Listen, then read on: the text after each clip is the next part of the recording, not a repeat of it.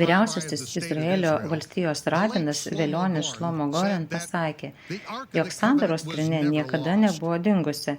Sandoros skrynia buvo Jeremijos sąmoningai paslėpta Morija kalne, šventyklos kalne. Be to jis pasakė, kad jis buvo toje patalpoje ir matė ją savo akimis.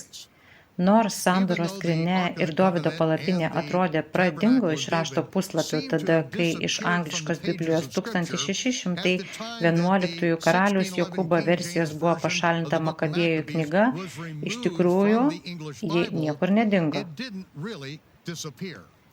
Jono Evangelijoje mes skaitome Jono metraščius. Jonas buvo Jono Krikštytojo mokinys arba Johaneno ben Zacharaja Hakovan mokinys. Jonui Krikštytojui arba kitaip Johanen ben Zacharaja Visagalis liepė kviesti žmonės atgailai ir panardinimui, visiškai nepaisant tų dienų religinės sistemos. Tada jis nusileido prie Jordano upės į vietą, kurioje jis kvietė Izraelio tautą atgailauti, grįžti prie Toros įsakymų, palikti pagonybę, palikti visus dalykus, kuriuos jie pridėjo prie rašto ar atėmė iš jo, palikti visą religinę sistemą. Jis kvietė juos dėl viso šito atgailauti ir grįžti prie Dievo Toros. Jis sako, niekas negali nei pridėti, nei atimti nei vieno įsakymo, kuris buvo duotas Mozei ant Sinajaus kalno. Todėl šis kvietimas yra atgailai. Tada jam buvo pasakyta, kai tu pamatysi šventąją dvasią, nusileidžiančią ir pasiliekančią ant to, kurį tu panardinsi, tai ir bus tas, kuris krikšti šventąją dvasią ir ugnimi. Tai ir bus tas, kurio tu ieškai. Jis bus tas, kuris krikšti šventąją dvasią. Taigi, Johanen buvo ten su savo mokiniais, Andriejumi ir Jonu. Tai buvo diena po to, kai Ješua grįžo iš dykumos. Po jo 40 dienų pasninko, 41 dieną, kurią jis buvo šėtono gundomas. Ta diena 27 šios eros metų Avivo mėnesio 1 dieną Johanen ben Zacharaja pasakė, štai Dievo avinėlis, kuris naikina pasaulio nuodėmes. Tai buvo 27 šios eros metų 1 mėnesio 1 diena.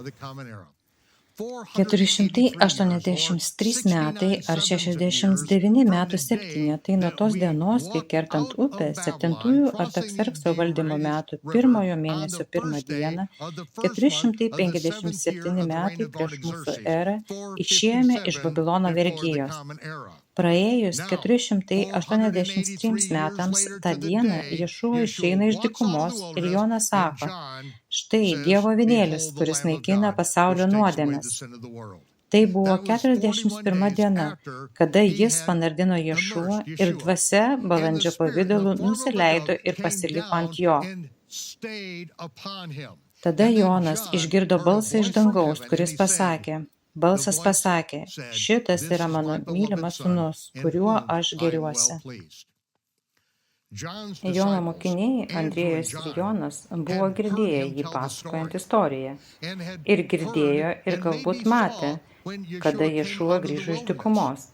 Bet tą kitą dieną jie stovėjo ten su Johanen ir Johanen vėl sušuko. Tai yra tas, apie kurį aš jums pasakojau. Tai yra Dievo avinėlis, kuris naikina pasaulio nuodėmes.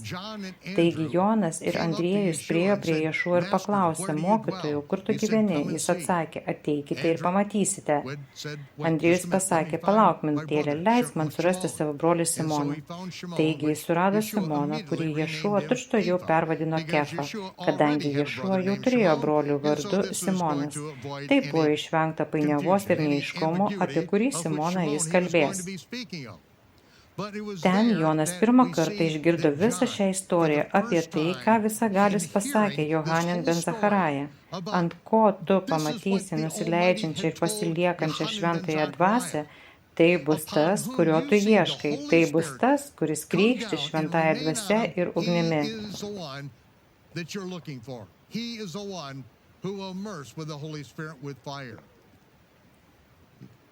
Jonas niekada nepamiršo tų žodžių.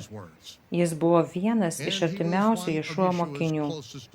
Tiesą sakant, tuo metu, kai Ješuo kabėjo ant kryžiaus, jis sako, jog kiti apaštalai buvo pasislėpę bijodami žydų.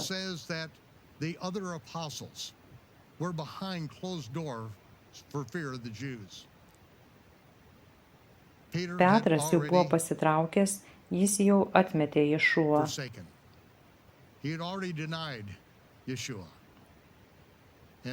Tik Jonas buvo ten prie kryžiaus. Štai tada Ješuo pasakė Johanenui, štai tavo motina, dabar mano motina yra tavo motina. Tu pasirūpink ją.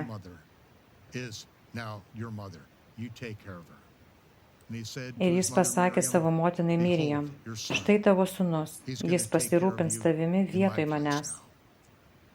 Johanan stovėjo ten kryžiaus papėdėje, matydamas, kaip Ješuo kankinosi tas valandas. Ješuo citavo 22 psalmę. Tai buvo psalmė, kurią Dovydas parašė iš anksto, matydamas Mesiją ir jo kančias. Jis parašė šią psalmę, kurioje išsamiai aprašomas nukryžiavimas. Apibūdino agoniją ir taip pat išsamiai apibūdino pabaigą, pergalę, kuri bus paskelbta visame pasaulyje per tai, kas įvyks tą dieną. Jonas, stovėdamas prie kryžiaus, matė Ješuą. Tai buvo ta pati valanda, kada ant šventyklos kalno buvo aukojamas paskutinis Pesacho avinėlis, o vyriausiasis kunigas paskelbė paskutinį pranešimą, kad paaukotas paskutinis ėriukas, kurį jis išsirinko.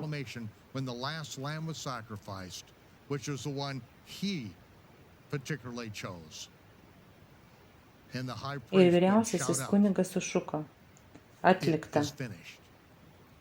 Jonas tuo metu stovėdamas kryžiaus papėdėje matė Ješuą, kuris žinojo, kad jo valanda atėjo. Ir aukščiausiajam kunigui tariant tuos žodžius, tuo pat metu kareiviai pridėjo kempinę prie Ješuo burnos, kad sudrėkinti jo lūpas. Jis dar vieną paskutinį kartą prisitraukė prie vinių, pripildė savo plaučius oro ir garsiu balsu sušuko, atlikta. Ir Jonas pasakoja, žemė sudrebėjo, uolos ėmė skeldyti ir kapai atsivėrė.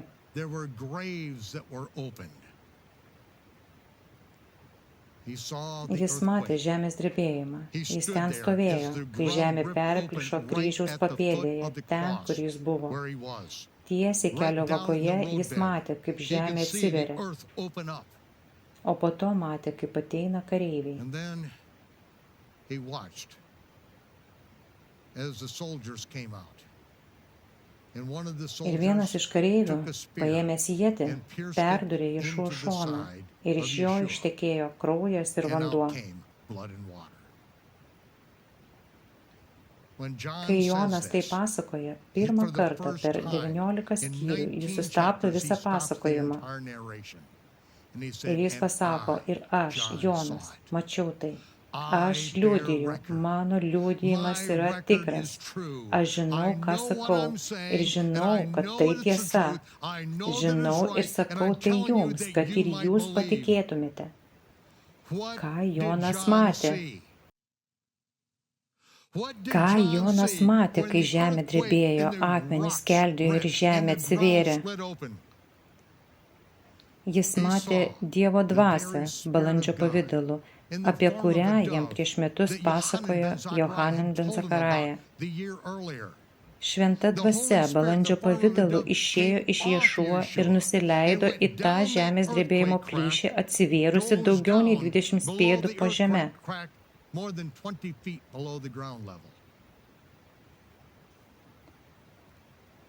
Jis stovėjo ten ir žiūrėjo.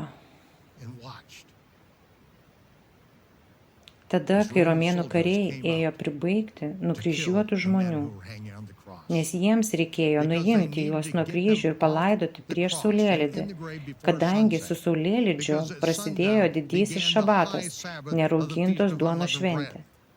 Tai buvo laikas, kai Pesacho avinėliai buvo baigti aukoti ir dabar jie buvo dedami į krosnis ir bus išimti po saulėlydžio. Ir avinėliai bus valgomi su nerauginta duona ir karčiomis žolėmis. Bet šiuo metu, kai Jonas tai mato žemės drebėjimą, skeldėjančias uolas ir šventąją dvasią balandžio pavidalu nusileidžiančią žemyn. Dabar jiems reikia nuimti tuos žmones nuo kryžiaus. Taigi, romėnų kariai ateina, paima geležinį strypą, eina prie pirmojo ant kryžiaus, užsimoja strypui iš visų jėgų ir sulaužo apatinę kojų dalį. Nusikaltėlis nebegali atsispirti, jam nebelieka jėgų paskutiniam įkvėpimui, jo akys sustiklėja ir jis miršta. Kareivis eina prie kito, sulaužo jo kojas ir jis nebegali įkvėpti.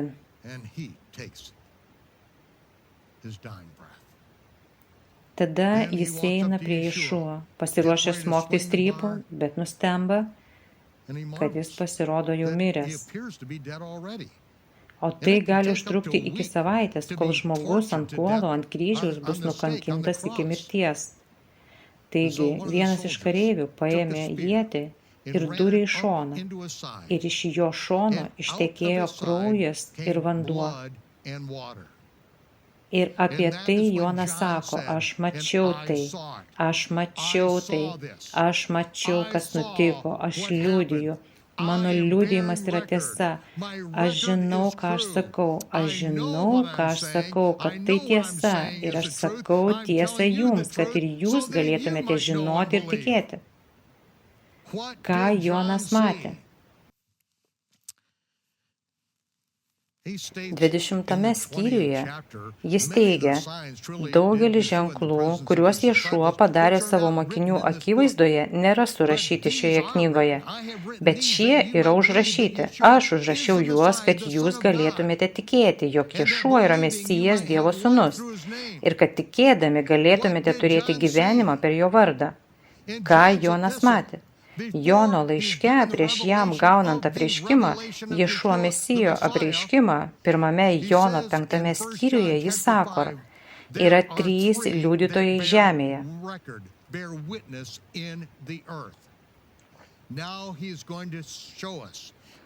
Dabar jis ketina mums parodyti ir papasakoti, ką jis matė. Yra 3 liudytojai žemėje – dvasia, vanduo ir kraujas. Ir šie 3 sutarė. Jis matė dvasią atsiskiriančią nuo Ješuo ir nusileidžiančią į žemės drebėjimo plyšį ant gailestingumo sosto, kuris buvo palaidotas akmeniniame sarkofage 20 pėdų žemiau žemės drebėjimo plyšio atvėrusio kapą. Tuo metu, kai kareiviui pervėrus jo šoną, išsiliejo kraujas ir vanduo, šventoji dvasia balandžio pavidalu nusileido žemyn tarp cherubų sparnų. Taigi, dabar Jonas papasakoja mums, ką jis matė. Yra 3 liudytojai žemėje – dvasia, vanduo ir kraujas. Ir šie 3 sutarė. Jie yra vienas liudijimas. Jei mes priimame šį žmogaus liudijimą žmogaus, tai liudijimas Dievo liudytojo yra didingiau nei liudijimas žmogaus. Tai yra tai, kuo jūs ir aš tikime, liudijimu žmogaus. Bet liudijimas, kurį Dievas davė apie savo sūnų, yra didingesnis nei žmogaus liudijimas.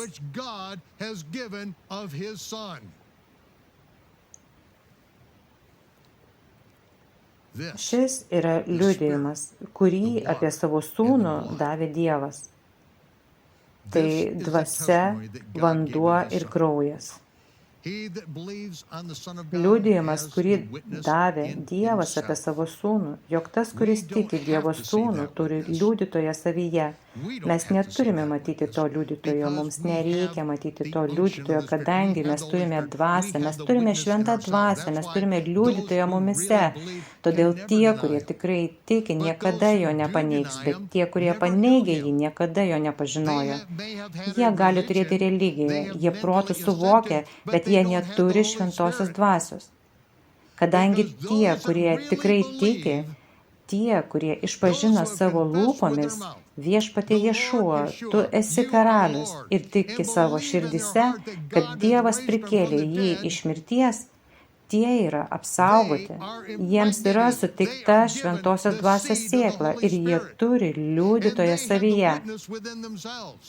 Ta, kuris netiki šiuo Dievo liudijimu apie jo sūnų, Dievas jį padarė melagiu, kadangi jis netiki Dievo liudijimu apie jo sūnų. Tai yra pasakojimas, kuris bus atneštas į pasaulį paskutinėmis dienomis. Tai yra liudijimas tų, kurie myli tiesą. Ir kadangi bus tų, kurie nemyli tiesos, Dievas siūs jiems stiprų paklydimą ir jie tikės melu. Kas yra tas melas, tai ir yra tai, ką mes ketiname sužinoti.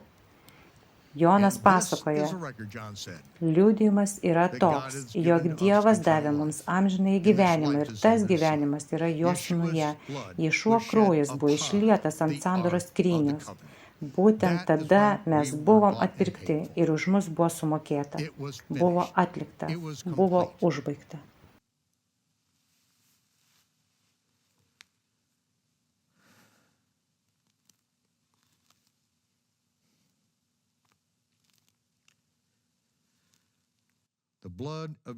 Ješuo kraujas buvo išlietas ne ant to paties sandoros skrynios krašto, ant kurio aukštasis kunigas apšlakstydavo avinėlio ar ožiuko krauju. Tai buvo dešinė sandoros skrynios pusė, bet kairė pusė aukštajam kunigui atsigręžus į ją. Dievo sosto dešinė pusė, sandoros skrynios sosto dešinė pusė. Dešinė pusė, ant kurios buvo pralietas Ješuo kraujas. Of God, the right hand throne of the Ark of the Covenant. That is the right hand that Yeshua's blood was spilled upon that. That is when Tai momentas, kada jūs ir aš buvome išpirkti ir už mus buvo sumokėta. Antrajame Tesalonikiečiams Paulius kalba apie tai. Jis tai gavo per apreiškimą, kuriuo sako, kad atgauna mus per viešpatį žodį. Jis sako, kadangi jie nepriėmė meilės tiesos, kad galime būti išgelbėti per tai, ką padarė Ješuo, kai buvo pralietas jo kraujas ant sandoros skrynios, kadangi jie nepriėmė meilės tiesos, kad galime būti išgelbėti, todėl Dievas jiems siūs stiprų paklydimą. Dievas jiems siūs stiprų paklydimą. Žodis siūsti yra tempo, išsiųsti namo, ten, kur jiems yra patogu.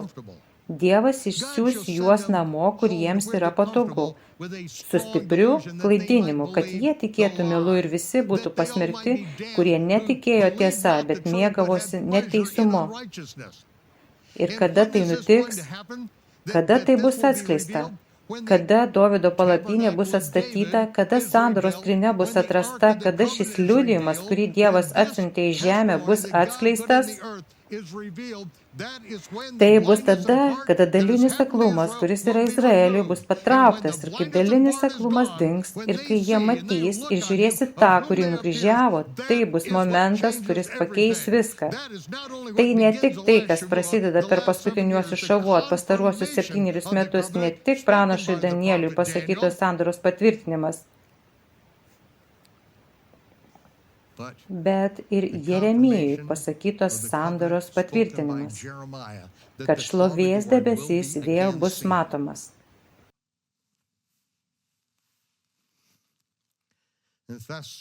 Antras Tesalonikiečiams 2 skyrius Paulius sako, neleisk niekam tavęs apgauti, nes Mesijo diena ateis, kad išgelbėtų mus iš suspaudimo ir skausmo. Ta diena ateis tik tada, kai pirma įvyks atkritimas ir bus apreikštas nuodėmės žmogus. Apokaliptau. Jis bus apreikštas kaip sunaikinimo sūnus, tas, kuris priešinasi ir išaukština save virš visko, kas vadinama Dievu ar yra garbinama. Taigi jis kaip Dievas sėdasi šventykloje, ne, naos, ne šventykloje, bet palapinėje, naos, Dovydo palapinėje, pareikšdamas, kad jis yra Jehova.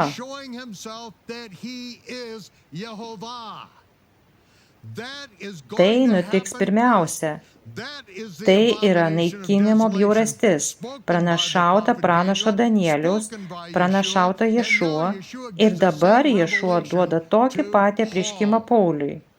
Jis sako, skausmas ir įtampa ir vargas, kuriuos jūs dabar ištveriat, jūs Tesalonikos tikintieji, šis skausmas ir įtampa bus akimirksniu palengvinta, kai viešpats Ješuo apsireikš iš dangaus su savo galingais angelais liepsnojančioje ugnyje keršydamas, bet ta diena neįvyks, kol pirma neprasidės maištas ir bus apreikštas nuodėmės žmogus, sunaikinimo sūnus, kuris priešinsis ir išaukštins save virš visko, kas vadinama Dievu.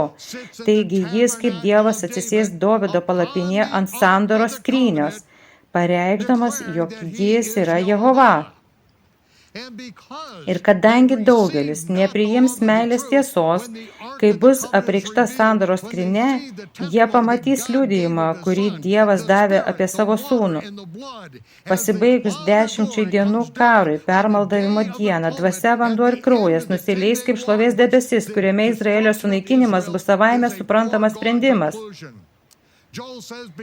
Pranašas Joelis sako, prieš įsiveržusią kariuomenę yra kaip Edeno sodas, už jų rūkstanti apleista dykynė ir žmonės yra pakviesti atgailauti ištisomis tautomis. Ir tada visagalis Dievas Tsevaot kovos už Izraelį. Ir būtent tada atpirkimo dieną išliejama dviguba dvasios porcija ir visi meldžia visagaliu, kad juos išvaduotų.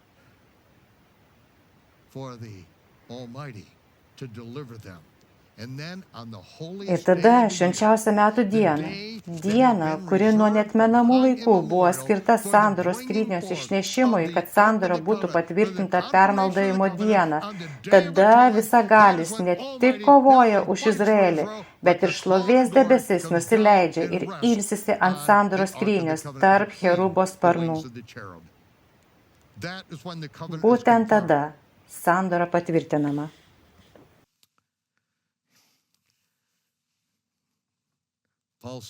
Paulius sako, dabar prisimenu, kai buvau su jumis tas 3 savaitės Tesalonikoje, per kurias su Barnabu ir Timotiejumi vos išgyvenome, prisimenat tai, kai buvau su jumis vienintelį kartą, kai buvau su jumis Tesalonikoje. Aš jums pasakiau visus šiuos dalykus. Tai yra pagrindiniai pamatiniai dalykai. Tai yra pagrindas tiems tikintiesiems Tesalonikoje, tiems, kurie užaugo sinagogoje, kurie mintinai mokėjo raštą, kurie mokėjo mintinai, skaitė ir studijavo pranašus. Jie galėjo suprasti šios dalykus, jie visą gyvenimą gyveno su Tora ir pranašais. Todėl jis galėjo jiems paaiškinti visą tai. Jis galėjo paaiškinti ir jie suprato, kad Dovydo palapinė bus atstatyta, kad Mesijas atsisės ant malonės sosto ir teisingai teis. Jie galėjo tai suprasti.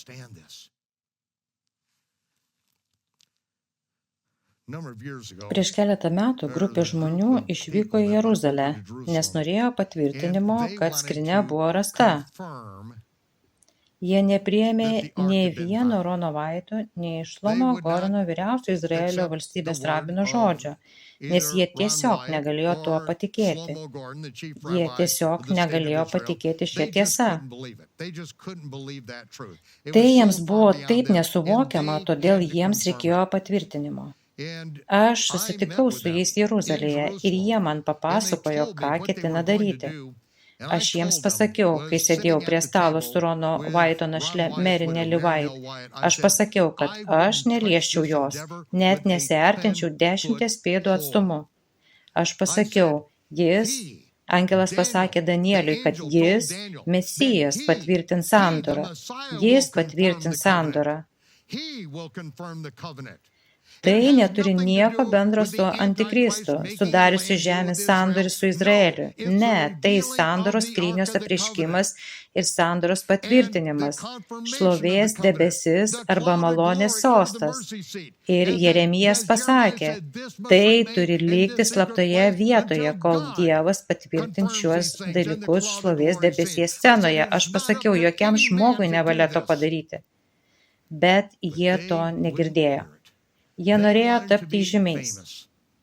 Tai buvo paskutinis kartas, kada Mary Nellie White kalbėjo su šiais žmonėmis, kadangi ji negalėjo patikėti tuo, ką jie ketino padaryti.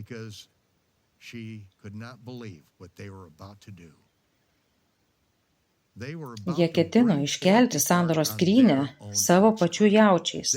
Jie ketino padaryti naują dalyką, jie ketino tapti žymiais, jie ketino, bet kad ir koks bebūtų jų ketinimas, tam buvo lemta žlugti.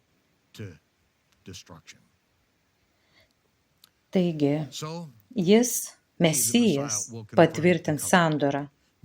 Tai bus 10 dienų karas.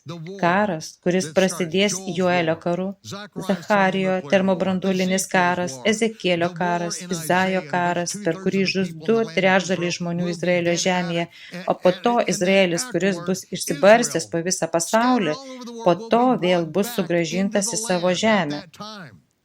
To karo metu, kuris prasidės Tišrio 1, trimitų dieną, visų tų 10 dienų karo metu, kai Joelis ir pranašavo, Izraelio vadovai kvies pasninkauti. Ir pasninkas nebus baigtas iki atpirkimo dienos.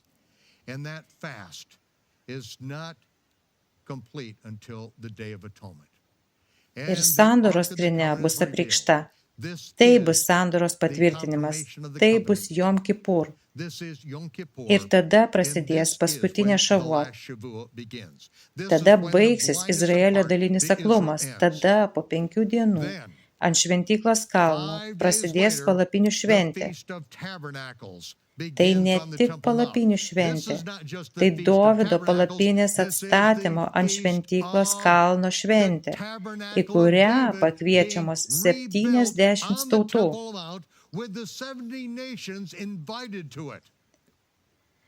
Ir tada palapinių šventės pabaigoje yra paskutinė didžioji diena.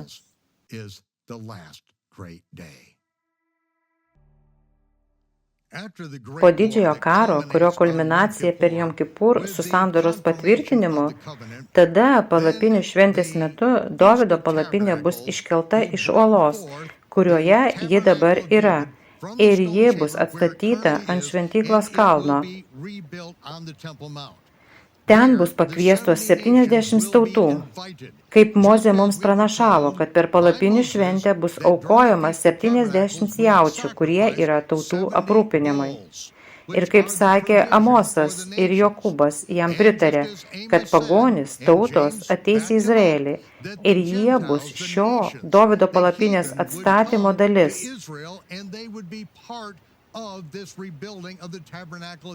Jie pamatys tai. Dabar sandoros skrynia tikrai turi likti ten, kur ji yra, nes tai pasakoja visą istoriją, visą liudijimą, kuris yra žemėje.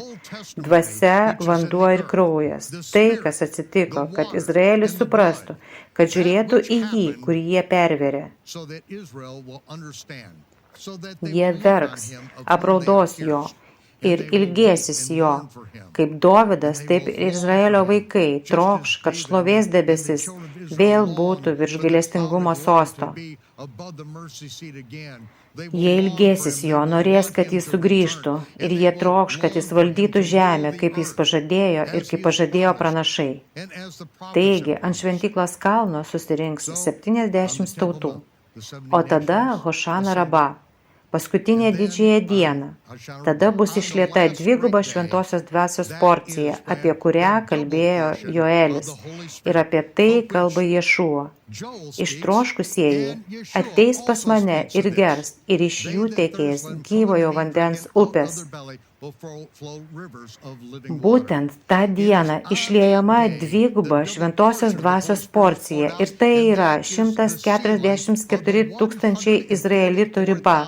Izraelitų tai ne 144 tūkstančiai žydų. Visi žydai gali būti izraelitai, bet ne visi izraelitai yra žydai. Taigi 144 tūkstančiai iš visų Izraelio genčių, kurie skelbia Ješuo Mesijo vardą ir yra užantspauduoti dieviškai apsaugai, tada yra pasiunčiami į pasaulį, kad kaip Ješuo išsiuntė 70 ir jis dirbo su jais iki Chanukos. Taigi mes turime tuos, kurie yra užantspauduoti dieviškai apsaugai, dvigubai šventosios dvasios porcijai, bet po 42 mėnesių danguje vyksta karas. Šėtonas, velnis ir jo angelai kovoja su Mykolu ir sakoma, kad šėtonas išmetamas. Iki tol jis tvirtai laikosi savo valdžios, kaip kaltintojas prieš sostą, brolių kaltintojas. Bet kai Mykolas ir jo angelai atima valdžią iš šėtono, išmeta jį į žemę, vargas žemei, kadangi šėtonas žino, kad turi tik trumpą laiką. Bet išgelbėjimas ir šlovė atėjo į dangų, kadangi brolių kaltintojas buvo išmestas. Taigi dabar yra tie paskutinieji 42 mėnesiai, kada apsireiškia naikinimo bjaurastis, kada jis nuodėmė žmogus, kuriame gyvena pats šėtonas, kuris buvo išmestas iš dangaus, kuris ateina žinodamas, kad turi nedaug laiko, eina kariauti su šventaisiais. Naikinimo bjaurastis pasireikš tada, kai nuodėmė žmogus eis ir atsisės ant sandoros skrynios. Dabar atsiranda prasmė to, kad sandoros skrynia būtų iškelta iš ten, iš urvo, kur ji yra šiuo metu, o paskui užkelta ant šventyklos kalno į Dovydo palapinę, kadangi, kaip ir sakoma, neleiskite niekam jūsų apgauti, nes ši diena neateis, kol pirma neprasidės maištas ir nebus apreikštas nuodėmė žmogus, sunaikinimo sūnus, paties naikintojo sūnus, kuris priešinasi ir iškelia save aukščiau visko, kas vadinama Dievu, ir kad jis kaip Dievas sėdasi į Naos, atsisėda Dievo palapinėje, Dovydo palapinėje, skelbdamasis, kad jis pats yra Jehova. Sits in the tabernacle of God, the tabernacle of David, declaring that he himself is Jehovah. Ir kadangi bus tokių, kurie nenorės priimti tiesos, kad Ješuo kraujas buvo pralietas ant sandoros skrynios, kad liudijimas, kurį Dievas davė apie sūnų, yra didesnis už žmonių liudijimą, Dievas leis jiems grįžti prie jų pačių kliedesio visiškam paklydimui. Ir jie patikės melu tuo naikinimo sūnumi, kuris sėdi Dievo palapinėje ir skelbiasi esąs Dievas. Dievas leis tą stiprų paklydimą jiems. Kaip kitaip jis galėtų ten sėdėti, jei pats Dievas neleistų? Uzijas tik ištiesė ranką prilaikyti skrynę. Tai buvo veiksmas, kuriuo tik bandė apsaugoti skrynę ir jis žuvo. Tai kaipgi gali šis šėtono sūnus, kaip gali jis sėdėti ant sandoros skrynės, skelbdamasis, jog jis yra Dievas, kadangi Dievas tai leidžia. Ir Dievas atsiųs stiprų paklydimą visiems, kurie nenorės tikėti tiesa. Taigi, tai yra 42 mėnesiai, 3,5 metų, laikas, 2 laikai ir pusė laiko, 1260 dienų po sandoros patvirtinimo. Ir tada, per šį laikotarpį, žemėje atsiskleidžia visas pragaras. This is when all hell breaks loose on planet Earth. Tai yra 5 This trimitas. is the fifth trumpet. Tada 6 Then the trimitas. sixth Ir trumpet. po 6 trimito 7 griaustiniai, apie kurias Jonas girdėjo, kas buvo kalbama angelo, kai jis skaitė ritinį. Ir 7 griaustiniai riaumojo ir jis pradėjo rašyti, ką angelas sako. O tada Ješua sušuko jam, Sustok, nerašyk šito. Aš žinau, aš sakiau tau užrašyti viską, kas turi įvykti ateityje, nes aš noriu, kad mano tarnai žinotų, bet tai yra kai kas, ko aš nenoriu, kad mano tarnai žinotų. Mano malonės pakanka. Aš galiu juos išlaikyti didžiausioje bėdoje, kokia kada nors buvo nuo laikų pradžios, kokios daugiau niekada nebus.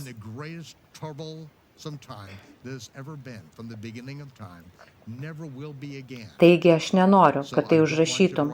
Bet ką aš galiu tau pasakyti? Paimk tą mažą ritinį ir suvalgyk jį. Aš tau galiu pasakyti iš anksto, kad tas ritinys, iš kurio angelas skaitė, su tais 7 griaustiniais, kurie pasigirdo iš jo balso, kad aš neleisiu tau pasakyti žmonėms, mano žmonėms, kas jame yra. Aš galiu tau pasakyti, kad jis bus saldus, labai skanus, bet viduriuose jis bus kartus. It's going to be sweet to the taste. It's going to be so good. But it's going to make you sick to your stomach. And so Jonas padarė tai, kas jam buvo pasakyta. Jis sustojo rašęs, paėmė ritinį ir suvalgė jį. Ir jis buvo saldus kaip medus jo burnoje. Bet po to, kai jis jį nurijo, jį ėmė pykinti. made him nauseous. Kas tuo norima pasakyti? What is this communicating? Jis pasakė, tą akimirką, kai 7 angelas pradės trimituoti, Dievo paslaptis bus The įvykdyta. mystery of God will be executed. Štai kas taip saldu, jūs beveik namuose, išgyvendami šiuos 7 griaustinius kentėsite. Aš net neleisiu tau pasakyti mano tarnams, ką jie išgyvens, nes jiems užtenka mano malonės. Aš būsiu su jais visą šį laiką. Aš palaikysiu juos bėdų metu per viską, ką jie išgyvens. Ar jie gyvens, ar mirs. Whether they live or die, Jie beveik namuose. Ir tada sekantis įvykis, kuris įvyksta, yra 7 ir paskutinis trimito garsas, trumpet sound. kai bus pašaukti 2 liudytojai priešais sostą danguje. Jie liudija apie matomą pirmą jauno mėnulio spindulį. Ir tada vyriausiasis dangaus kunigas, pats Ješua, sako, pūskite trimitą. Ir trimitas skamba. Ir mirusieji Mesijoje prikeliami negendančiais kūnais. Mes, išlikusieji gyvi, mirtingieji, apsivilksime nemirtingumu. Būsime pagauti kartu su jais debesise ir susitiksime su Ješua ore.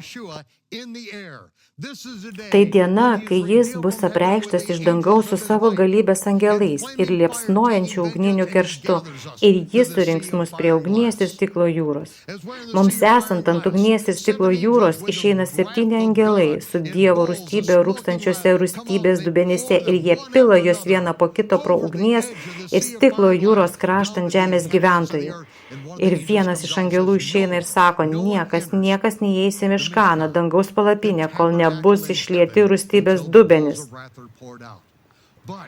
Bet, kai jiems išėjus uždanga grįžta atgal, Jonas žiūri ir mato, ten danguje yra sandoros skrynia, ji buvo paimta kartu su šventaisiais. Ji buvo paimta kartu su šventaisiais, bet niekas negali įeiti, kol rūstybės dubenys nebus išlieti. Kai paskutinis rūstybės dubuo yra išpilamas per Jom Kipur, vėl po 10 dienų baimės ant ugnies ir stiklo jūros, tada vėl pasigirsta balsas iš sosto kambario. Baigta. Is finished. And then O po to nesuskaičiuojama daugybė ant ugnies ir stiklo jūros, kuri laukia, kol išgirs, ar bus ištartas jų vardas, ar jų drabužiai balti ir be dėmių, ar jie padarė tai, ko iš jų buvo reikalaujama, kad būtų pašaukti vardu į avinėlio vestuvių vakarienę. Ir tai padarė vadinami nuotaka, Mesijo nuotaka. To laiko pabaigoje, palapinių šventės pabaigoje, paskutinę didžiąją dieną, Ješua grįžta į žemę su dangaus kariuomenė. Jehova, Cevaot, Jehova, savo armijos vadas, grįžta gyventi ir karaliauti žemėje 1000 metų, kada šėtonas yra jau surištas. Po tų 1000 metų galutinis prisikėlimas, galutinis teismas. O tie, kurių vardai įrašyti gyvenimo knygoje, įeina į naują Jeruzalę ir naują dangų bei žemę. Prakeiksmas baigėsi. Ir dabar visas naujasis miestas yra sostas. 1000-mečio valdymo metu sandoros skrynia yra Ješua sostas, bet visa Jeruzalė yra sosto kambarys. Ir mes esame kviečiami eiti ir tarnauti kartu su juo kaip kunigai ir karaliai. Jei tik pasiėmėme talentus, kuriuos turime šiame gyvenime, ir padarėme tai, ko jis mūsų prašė.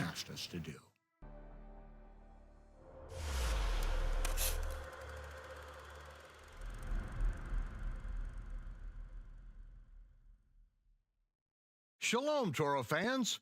Give this video a thumbs up and share it with a friend. Tap the subscription button and the bell icon. And I promise to update weekly with in-depth biblical research. Be sure to download the new michaelrood.tv app for both mobile and home devices for even more commercial-free content.